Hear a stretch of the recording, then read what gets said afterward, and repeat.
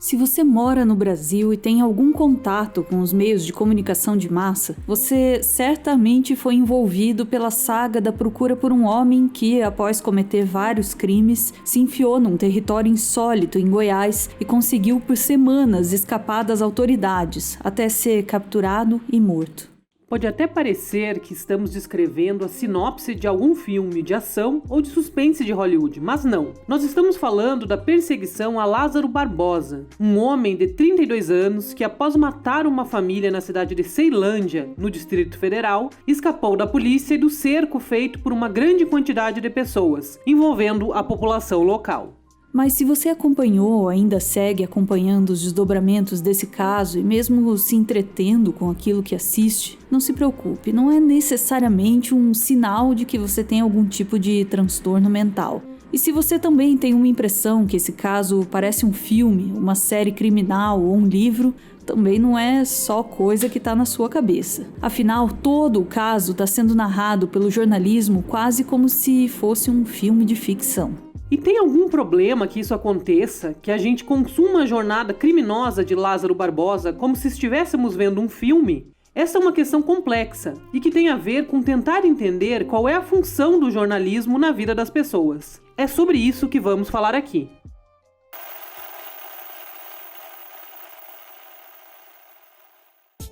Um dos primeiros casos de enganação ocorridos nos meios de comunicação e que talvez tenha sido a vovó das fake news envolve algo que aconteceu no ano de 1938. No dia 30 de outubro, a rádio norte-americana CBS veiculou um programa em que um locutor narrava uma invasão de marcianos na Terra. Os ouvintes da rádio ficaram simplesmente apavorados. Muitos, inclusive, começaram a ligar para os seus familiares para se despedir.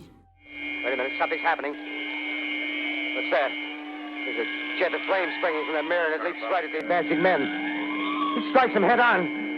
Lord, they're turning into flames. Now the whole field's caught up by the woods, the barns, the gas tanks for the automobiles. Na verdade, não era uma fake news, e sim uma grande brincadeira, feita por um jovem chamado Orson Welles, que mais tarde se tornaria um dos maiores diretores da história do cinema. Há dados que mostram que cerca de 6 milhões de americanos ouviram essa transmissão e calcula-se que pelo menos 1 milhão de pessoas acreditou que realmente os marcianos tinham chegado na Terra. A grande questão aqui é, por que esses ouvintes acreditaram nisso, hein? Esse momento histórico, que ficou conhecido como o episódio da Guerra dos Mundos, é até hoje estudado pelos pesquisadores de comunicação. Por isso, há muitas respostas possíveis para essa pergunta.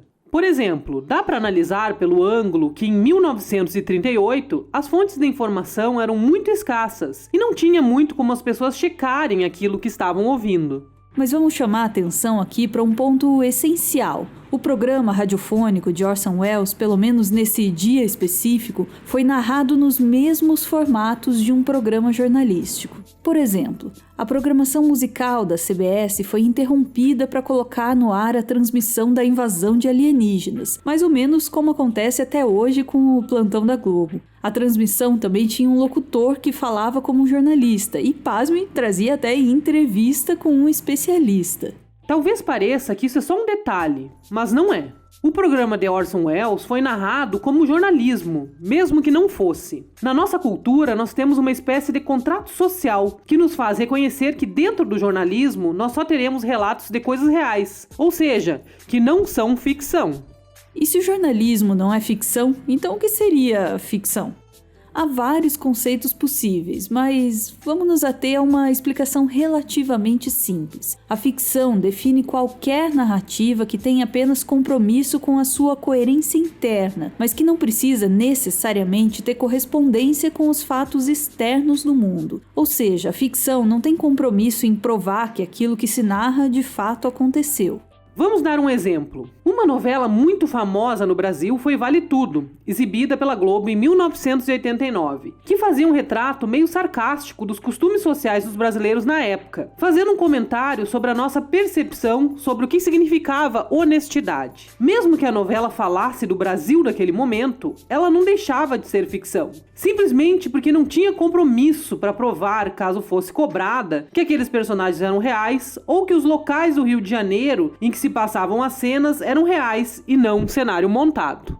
Tentando traduzir tudo que a gente disse até aqui, o discurso da ficção e o discurso da realidade podem ter a mesma estrutura, e inclusive eles podem ser iguais, mas eles não têm o mesmo compromisso. O jornalismo, como é um discurso de não ficção, tem sempre a obrigatoriedade de representar aquilo que narra da forma mais honesta e transparente quanto for possível.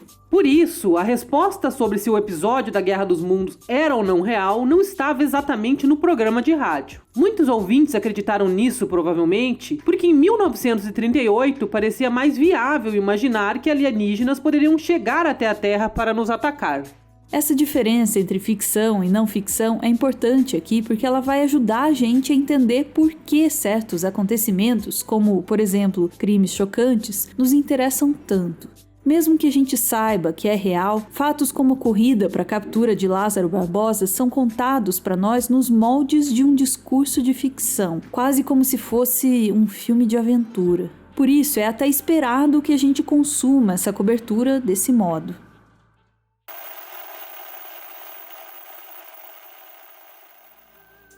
Em 9 de junho de 2021, uma quarta-feira, um assassinato brutal ocorreu no município de Ceilândia, no Distrito Federal. Um casal e seus 2 filhos foram mortos com requintes de crueldade. O principal suspeito é um homem chamado Lázaro Barbosa. Depois de cometer o assassinato, Lázaro fugiu para Goiás e realizou vários outros crimes, que envolvem a invasão de casas, sequestro, tiroteio com a polícia e roubos. Nessa altura, a gente descobriu que Lázaro foi preso pela primeira vez em 2009 e que é suspeito de crimes como estupro, roubo e porte ilegal de armas. Ele passa então a ser chamado pela imprensa de serial killer, expressão, aliás, que a gente conheceu primeiro nos filmes. De alguma forma, o caso Lázaro é um prato cheio para o que chamamos de jornalismo policial. Há vários elementos dentro dessa história que são perfeitos para serem explorados em uma narrativa criminal clássica. Por exemplo, o caso envolve uma perseguição que, na falta de um adjetivo melhor, pode ser descrita como cinematográfica.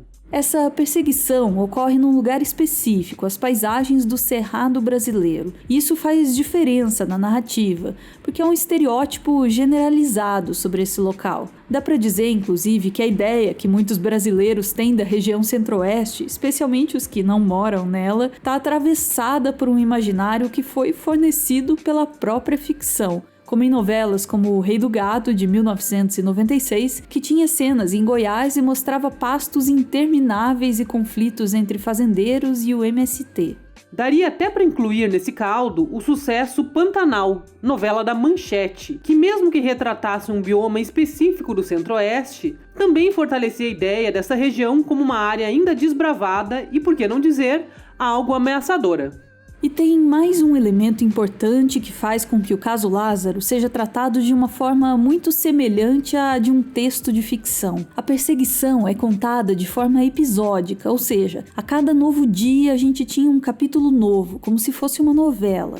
Essa ideia de que muitas vezes o jornalismo tira proveito das técnicas usadas nas telenovelas foi abordada pelo pesquisador Walter de Souza Júnior em sua dissertação de mestrado defendida na Universidade de São Paulo. Ele lista alguns elementos que com certeza se repetem na cobertura do caso Lázaro.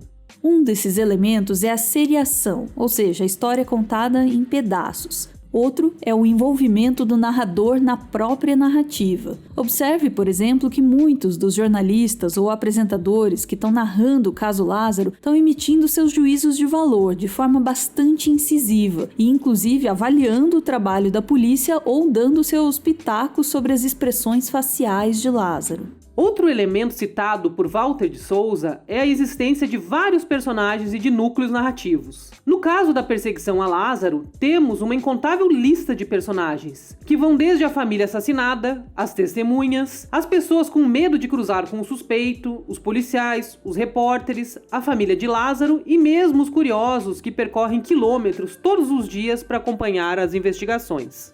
E por fim, outro elemento observado é o gancho, que é a forma como cada episódio leva até o outro. Ou seja, a cada dia em que Lázaro não foi preso, gerou-se uma expectativa para que o público voltasse no dia seguinte para continuar acompanhando a trama.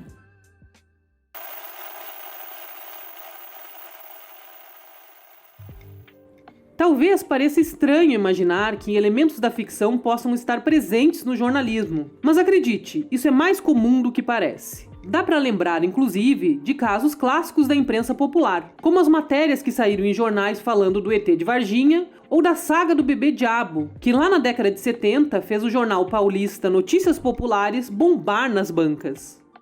No livro A Zona Crepuscular, como a série Além da Imaginação pode ajudar a entender as imagens de ficção científica presentes no jornalismo, o jornalista Rodolfo Stank defende um argumento interessante, a de que existe no jornalismo uma espécie de espaço intermediário entre a realidade e a ficção. O caso Lázaro, portanto, talvez se insira nisso que o jornalista chama de zona crepuscular. Sobre isso, Rodolfo Stank escreve: na zona crepuscular, deixamos que a cotidianidade e o fantástico interajam. Apesar de ser uma mediação que se propõe a representar um tipo específico do cotidiano, já vimos que a produção jornalística às vezes materializa interações entre o fantástico e o mundo que vivemos. Dá para dizer que tem algo de fantasioso na forma com que a gente consumiu a perseguição a Lázaro, quase como se essa história estivesse descolada da realidade. Note, por exemplo, que a cobertura se popularizou e começou a aparecer em programas de amenidades. Tem sido debatido pelo Fofocalizando do SBT e até a médium Márcia Sensitiva tem analisado o caso. Lázaro ainda apareceu no Mais Você e no Encontro da Globo, no meio de uma receita da Ana Maria Braga ou numa festa de São João com a Fátima Bernardes, a gente era exposto a mais um capítulo dessa saga. Outro indício bastante importante sobre essa narrativa de entretenimento em torno dos crimes de Lázaro Barbosa foi que logo surgiram vários memes que tiravam sarro não só da fuga, mas da própria polícia e da imprensa. Ou seja, um caso de terror que envolve a morte de várias pessoas se transformou, em pouquíssimo tempo, em motivo de riso. E qual o motivo de gerar entretenimento sobre um caso desse, hein? No caso do jornalismo, a resposta é simples. Ora, se uma das funções do jornalismo é nos conscientizar sobre o mundo lá fora, ele também tem responsabilidade sobre a banalização do que acontece no mundo. E quanto menos as tragédias do mundo nos afetam, mais a gente tende a aceitá-las como normais. O roteiro do vídeo que você acabou de ver foi escrito pela Maura Martins. A Maura é doutora em Ciências da Comunicação, é artista, como demonstra esse autorretrato que a gente colocou aqui, e também é editora do portal de jornalismo cultural Escotilha. Você pode conhecer um pouco mais do trabalho da Maura lá na Escotilha, mas só se você quiser, embora eu certamente recomende.